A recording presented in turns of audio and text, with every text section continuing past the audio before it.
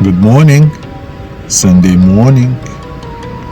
Alright, enough joking. Today we're gonna continue talking about Super Dispatch 101. Stay tuned. And as a matter of fact, it's actually Wednesday.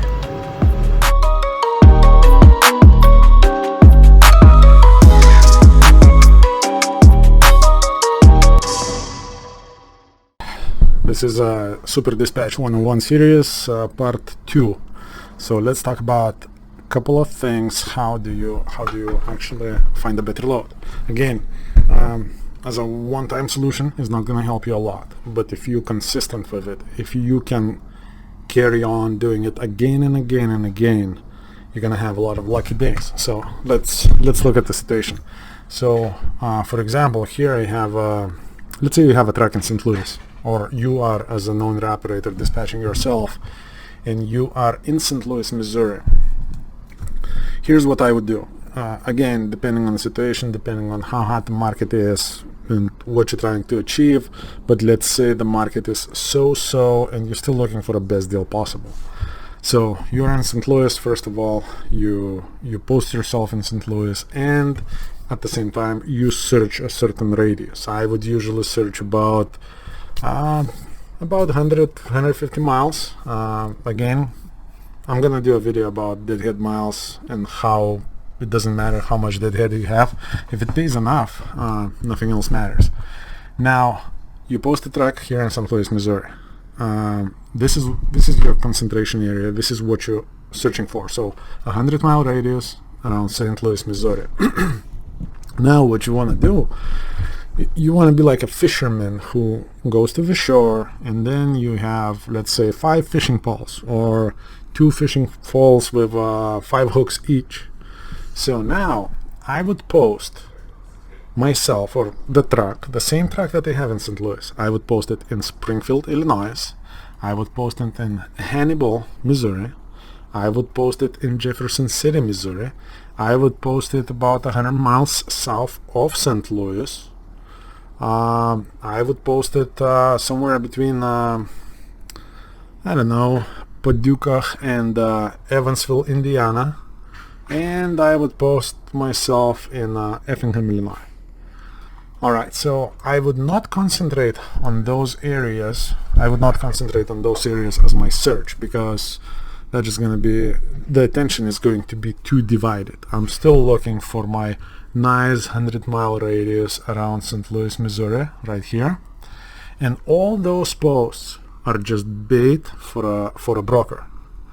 So, for example, if you have less experienced broker, or somebody who does brokerage not as a full-time job, but just case-by-case basis, and we have this buddy who has a little place that ships something once a year or whatever. We may not know the market. We may not know the how much the freight is paying right here, right now. We would just get this one load that is helping somebody to cover like once a year or whatever that may be. And by being in all those places, you just throwing the bait for somebody who's looking for a truck right there, who is not very experienced in the brokerage and how to find trucks. You're throwing it to them and just leaving it there in case if somebody bites. Now, if somebody calls you, let's say somebody calls you on a load in Springfield, Illinois, right?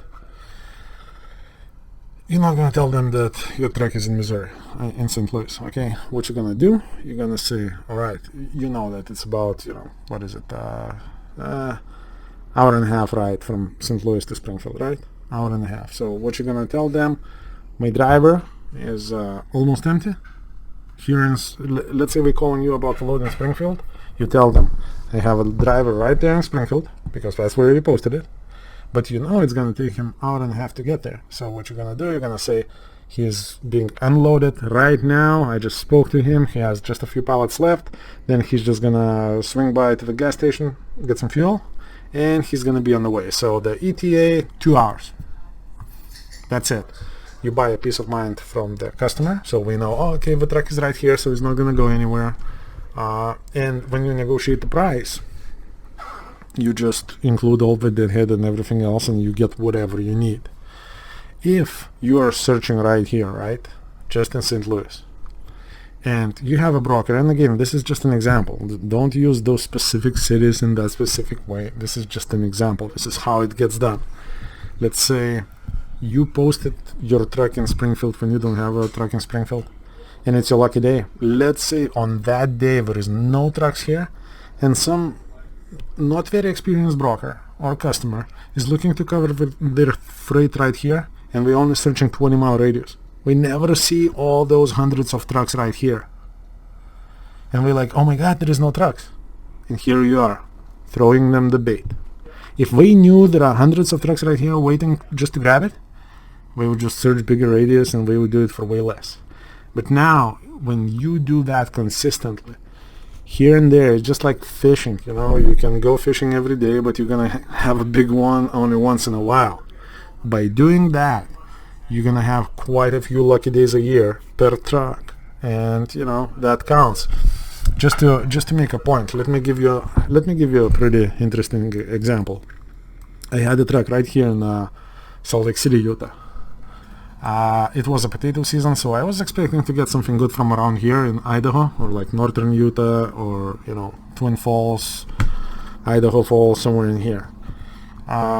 I was expecting on my lucky day I was gonna get maybe $1.80 going back to Midwest, and up to $2 a mile going all the way to the East Coast. So here I am sitting, you know, negotiating the rates in the morning, and you know, sometimes you have those lucky days, sometimes you have those not so lucky days, and that was not my lucky day. So the rates, instead of climbing up, we actually started dipping down, and in the morning, you know, I was trying to get my numbers, where the starting number was about $1.50, I was just building it up, and closer to the end of the day, I already get the, you know, offers at $1.20, and I already know I'm not gonna ever meet my goal. So what I did, I posted that truck in Wendover, right there on the border of Utah and Nevada. I posted that truck in Provo. I posted that truck in Logan. I posted that truck here in like maybe even Twin Falls, but this is where I was expecting to get the freight, but it just didn't happen. And then I posted my truck somewhere like literally in no man's land, maybe like, I don't know, Jeffrey City, Wyoming, right? So here I sit, I'm like, okay, the day is almost gone. I'm not gonna cover this truck for what I need. It's not gonna go very well. I get a phone call from the guy, and he has a load somewhere right here, and he's like, man, I'm looking for a truck for like 2 days. I can't find any. If he knew there are a crap load of trucks here in Salt Lake City willing to deadhead for the rate that he was paying, I would never catch this guy. But what I did, I threw him the bait, even though it's like it was way out there for me. I think it took a driver almost like 8 or 9 hours just to get from Salt Lake City to the pickup, okay? And I still got paid for this load, for the driver to go empty, and then to go load it all the way to Kalamazoo, Michigan. By the way, Nick, if you're listening, you're welcome. And in the best case scenario, I was gonna get $2 a mile going to the East Coast. I ended up going to the Midwest for way over $2.50 a mile, and they had like probably around 500 miles out of that empty, hauling sailboat fuel. So here we go. This is how it works. You just have to be open-minded. Again, for example, when you are more in those, you know, western areas, I would not be shy to post myself in 500 miles radius. However, remember, if you're gonna tell the broker that your truck is 500 miles away, you're doomed. It's just not gonna work. Or you're gonna run like really big risk. You need to come up with a story like that. The story that I gave this guy with a load in Wyoming. I told him that my driver is right there. He just needs to go. He's getting unloaded. Then we have a scheduled oil change in the same city for him in, I don't know, in the next like 5-6 hours, and I gave them the whole ballpark, like that would might make my driver arrive there in 8 hours from the time of me booking that load, and that's it. I made the guy happy. He was able to cover the load and, you know, take care of his customer. I ripped the crap out of him, so I made money. My driver made money.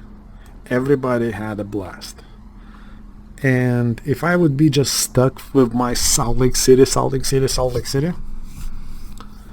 maybe next day I would book a load for $1.80 because the rates started dropping down. Maybe not even that, who knows. But because you don't get stuck just in a small area, you always have options. By the way, again, here we use only like top of the line programs for a freight.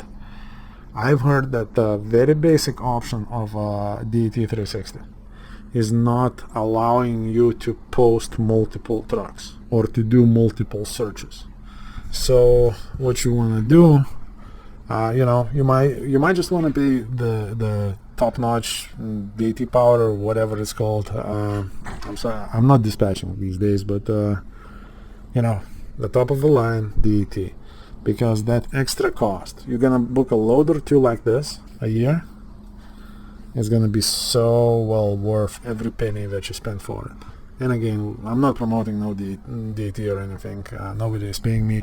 I'm just sharing my experience and telling you how you can be more effective as a dispatcher, or how you can be more effective as an owner operator booking your own freight just by simply being open-minded.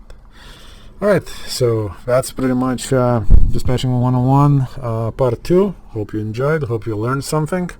I'm gonna check out the footage because a lot of times I just find myself mumbling and bumbling and, you know, nothing else comes out. And if it works, I'm just gonna post it. So, you know, enjoy, make some money, and share the knowledge. Peace out, Super Truckers.